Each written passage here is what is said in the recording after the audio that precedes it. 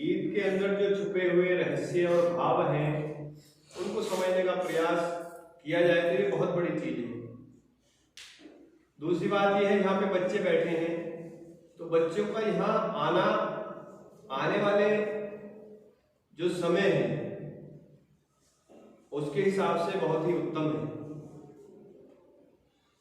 क्योंकि जो आज का बचपन है यही कल का भविष्य है। और कुछ चीजें ऐसी होती हैं जो हमें कभी कभी मिलती हैं, जैसे आज कुछ बच्चे यहाँ खेलने आए थे, उनको यहाँ पे बैठने का शुभ अवसर प्राप्त हो गया,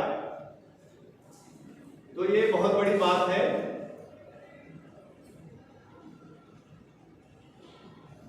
हम बहुत सारी चीजें ऐसी हैं जो हमें भ्रमित करती हैं, शायद आप लोगों को जानकारी भी नहीं होगी। हम अगर अपने महापुरुषों को देखें, चाहे वो श्री कृष्ण जी हैं, परशुराम जी हैं, या फिर तुलसीदास जी हैं,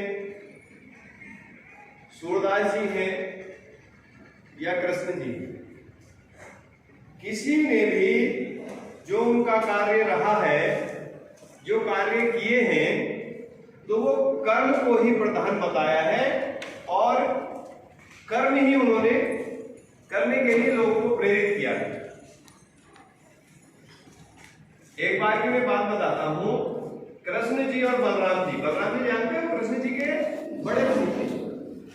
तो बलराम जी कहते हैं कि कृष्ण तू बड़ा छलिया है, तूने इतना बड़ा, जब महाभारत का युद्ध के पश्चात की ये बात है, तूने इतने लोग जो है इस युद्ध में खत्म करा दिए।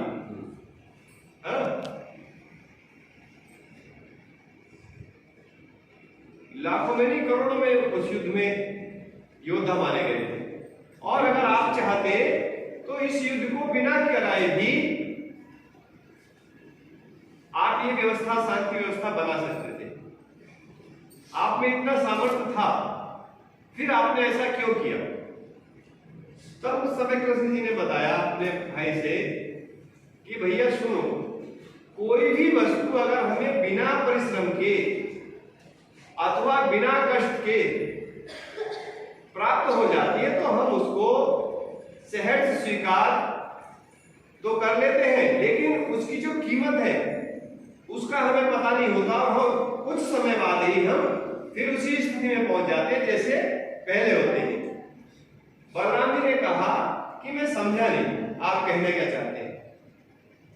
कृष्ण जी बोले कि इस समय जो मानसिक स्थिति दुर्योधन की थी, अगर उसको हम ऐसे ही समझा बुझा के मना लेते, और मैंने तो उसको बोला था कि तू केवल 5 गांव ही दे दे, लेकिन वो नहीं माना। बलराम जी बोले यही तो मैं कह रहा हूं, आप चाहते तो 5 गांव नहीं, वो 50 गांव भी दे देता। आपने चाहा ही नहीं। कृष्ण जी फिर हंसे, मुस्कुराए और बोले कि भैया आप नहीं समझे कि दुर्योधन की जो सोच है वो ये सोच है कि इस संसार में सब कुछ मेरा है और सब कुछ मैं ही हूं, मुझसे बलशाली, मुझसे ज्ञानवान इस संसार में कोई दूसरा नहीं है। और यही जो मैं थी, इसी ने दुर्योधन को और उसके मित्रों को, उसके जैसी सोच रखने वालों को, सबको खत्म कर दिया। और मान लीजिए मैं उसको मना लेता, समझा देता, लेकिन ये सोच और प्रबल होती और बढ़ती, और ये शांति व्यवस्था चलो मैं मना समझा के करा देता तो ये कुछ दिनों के लिए रहती, फिर वो कुछ नहीं ऐसे दुष्कर्म करता, कूटनीति रचता, फिर व्यवस्था भंग होती। इसलिए पहली चीज तो आप ये समझिए कि जो शांति व्यवस्था अब इस संसार को मिली है वो इतने बलिदानों के बाद मिली है कि ये संसार के अंदर एक भय रहेगा कि आगे अगर हम ऐसे कार्य करेंगे तो फिर हमारी आने वाली पीढ़ियां खत्म हो जाएंगी। तो ये जो शांति व्यवस्था है, इसलिए ये लंबे समय तक स्थापित रहेगी। दूसरी बात एक और है कि जो आने वाली पीढ़ी जन्मेगी उनको उनके घर वाले, उनकी माता ये समझाएंगी, ये कहानियां सुनाएंगी, ये स्टोरी सुनाएंगी कि अगर आप इस तरह से अधर्म के रास्ते पे चलोगे तो आप भी दुर्योधन की तरह से, दुशासन की तरह से समाप्त हो जाओगे। इसलिए वो अपनी आने वाली पीढ़ी को यही चीज समझाएंगे कि बेटा सत्य के मार्ग पे चलना चाहिए, सदमार्ग पे चलना चाहिए। तो ये व्यवस्था लंबे समय तक चलती रहेगी। दूसरी बात कि मान लो हम आपकी बात बड़ी करते हैं बलराम भैया कि ये हमने करा दिया, कि इसमें कोई भी कराने वाला कुछ भी नहीं होता है। जैसे हमारे कर्म होते हैं वो कर्म हमें इस पृथ्वी पर पूर्ण रूप से भोग कर ही यहां से जाना पड़ता है। तो दुर्योधन ने जो कर्म किए, जो बीज बोए, कर्मों के अनुसार वही फसल उसको प्राप्त होनी ही थी। इसमें मेरे करने ना करने से कोई भी इसमें कोई भी भाग नहीं है। तो कहने का तात्पर्य ये है, कृष्ण को हम ईश्वर तुल्य मानते हैं।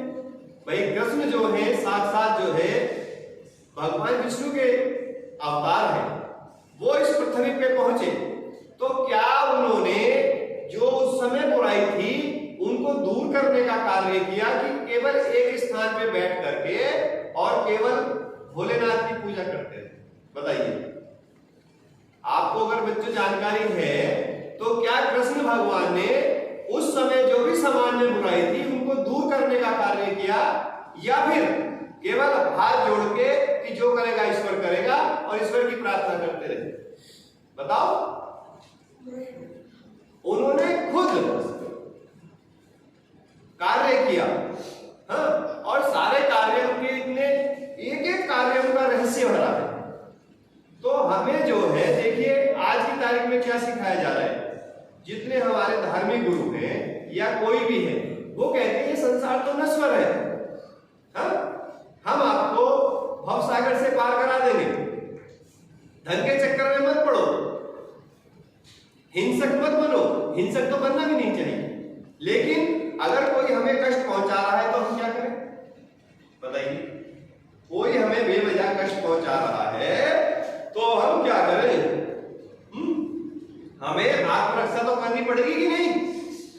गुरु गोविंद सिंह ने कहा है कि ईश्वर तो है, उसको तो हमें मानना है, लेकिन मानने से पहले हमें उसे जानना है। ईश्वर है क्या चीज?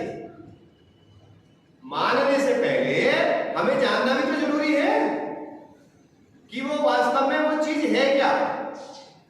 तो पहले जानो, कोई भी आप कार्य कर रहे हैं पहले उसको समझो, उसको जानो ये सही है या गलत है, उसके बाद में उसको करो और तब मानो।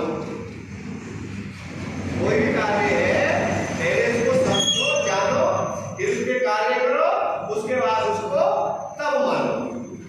अब मान लीजिए हमारे देश में कहते हैं भ्रष्टाचार बहुत है, रिश्वतखोरी बहुत है ना? लेकिन हम क्या कहते हैं जब मंदिर में जाते हैं हाथ जोड़ के, अधिकतर लोग मंदिर में जाते हैं तो हाथ जोड़ के क्या कहते हैं ईश्वर से कि हे भगवान मेरा ये काम हो जाए तो मैं तेरे को क्या करूंगा? प्रसाद चढ़ाऊंगा। तो हम भगवान को क्या देने को बोल रहे हैं? रिश्वत देने को बोल रहे हैं ना? तो आप सोचिए क्या भगवान लालची है? अधिकतर की मेंटेलिटी यही है, किसी भी मंदिर में वो जाएंगे तो वो क्या बोलेंगे हाथ जोड़ के, कुछ भी विश होगा उसका, ये भगवान बस ये हो जाए तो मैं तेरे को ये करूंगा, मैं तेरे यहाँ ये करूंगा, मैं तेरे को वो करूंगा। तो जो ईश्वर पूरी सृष्टि को बनाने वाला है, सृष्टि जानते हो, इस ब्रह्मांड में जितनी भी चीजें हैं, मैं पृथ्वी की बात नहीं कर रहा हूं, पूरे ब्रह्मांड में जितनी भी चीजें हैं, जितनी भी क्रियाएं हो रही हैं, वो कंट्रोल करने वाला कौन है? ईश्वर। भगवान नहीं बोलते उसको क्या बोलते हैं? ईश्वर। वो अकाल पुरुष है। अकाल पुरुष क्या होता है? जो ना आज तक मरा है ना आज तक जन्मा है, वो जीवन मरण से ऊपर है, परे है, वो